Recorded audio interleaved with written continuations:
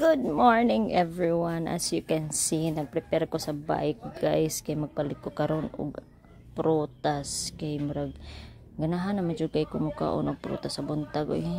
Kalisod ba ning bike ko ayin gubaon man gud ni siya nya gibaykan lang nako kay para dili ko mabaktas niya to sa unahan. Medyo layo siya gamay sa balay na oras sa tagamay.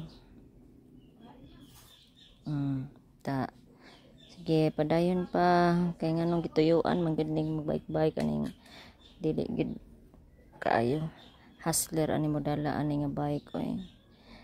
Kalami gid aning buntag ba mag-exercise tas buntag no. Karon unsa na ni ron?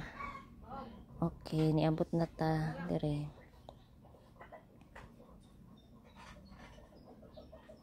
Pamili gid ay. Pamili gid siya.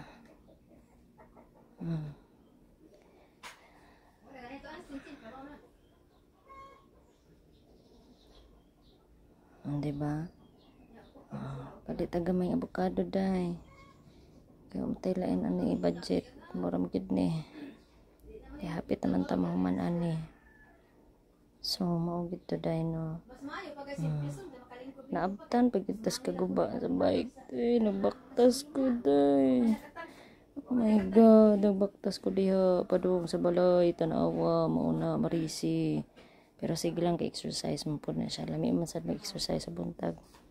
Hapit na ka maabot day. Gamay antas na lang makahimo rin kong shake day. Kaya maura na akong ganahan sa pamahaw ini karon. So mauto day. Gahangak na. Mauto day hangtod ang taon ta dire day. Dagan kayong salamat sa mga nagtanaw sa akong video.